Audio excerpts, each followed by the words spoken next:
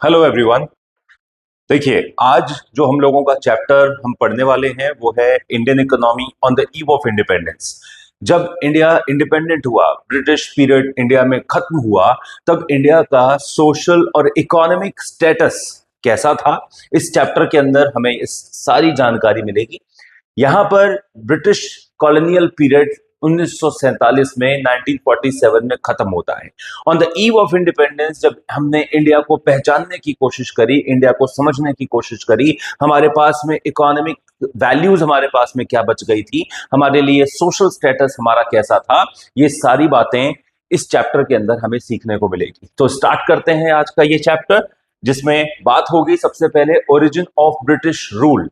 East India company Bharat में enter करती है 1604 एंड 1605 के आसपास। ऐसा माना जाता है 1600 में, 1600 में ईस्ट इंडिया कंपनी का इनकॉर्पोरेशन होता है और ईस्ट इंडिया कंपनी 1604 एंड 1605 में इंडिया में एंटर करती है। किस लिए एंटर करती है?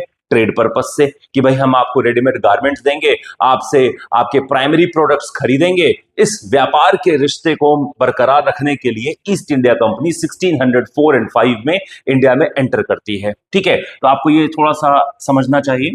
1604 इंडिया में ईस्ट इंडिया कंपनी एंटर होती है, ठीक है, और 1612 1614 के आसपास आते आते ईस्ट इंडिया कंपनी ने भारत के अलग अलग राज्यों में अपना इंडस्ट्रियल यूनिट लगाना तैयार कर दिया, ये कहकर कि भाई हम जो ब्रिटेन से सामान मंगा रहे हैं वो बड़ा महंगा पड़ता है, लैंडिंग कॉस्ट महंगी होती है, इसलिए अगर भारत में ही इन गुड्स का प्रोडक्शन होगा तो आप लोगों के लिए ये प्रोडक्ट सस्ते मिलेंगे।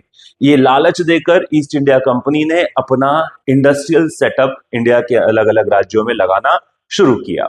और फिर हुआ क्या? 1757 आते आते बैटल ऑफ प्लासी, प्लासी के युद्ध में इस बात को साबित कर दिया गया कि भाई ईस्ट इंडिया कंपनी भारत में सिर्फ और सिर्फ ट्रेड पर्पस के लिए नहीं है। ईस्ट इंडिया कंपनी इंडिया को अपना कॉलोनी बनाना चाहती है, यानी इंडिया के इकोनॉमिक एंड पॉलिटिकल मैटर्स को ईस्ट इंडिया कंपनी कंट्रोल करना चाहती है। ठीक है जी। सो यहां पर आइए, सबसे पहले the foundation of British empire in India was laid down by the battle of Plassey in 1757। पहली बार जो हमने माना कि हाँ भाई ईस्ट इंडिया कंपनी अब इंडिया को अपने कब्जे में ले चुकी है, ये बात थी बैटल ऑफ प्लासी 1757। इसके बाद में the rule was transferred from East India Company to the British crown in 1857। 100 सालों तक, 100 ईयर्स तक ईस्ट इंडिया कंपनी ने इंडिया के अंदर अपना कंट्रोल बरकरार रखा। और 1857 में जब रिवोल्ट, जब आंदोलन इतना जबरदस्त हो गया, ठीक है, तो वहां ईस्ट इंडिया कंपनी अब कहती है कि अब हमसे नहीं संभलेगा। अब ब्रिटिश ट्रूप्स, जो ब्रिटिश क्राउन है यानी जो ब्रिटेन है, अब वो सीधा सीधा इंडिया को कंट्रोल कर रहा था। यानी 100 साल बाद 1857 में ईस्ट इंडिया कंपनी ने अपना कंट्रोल किसको सौंप दिया? ब्रिटिश क्राउन को सौंप दिया। ठीक है जी।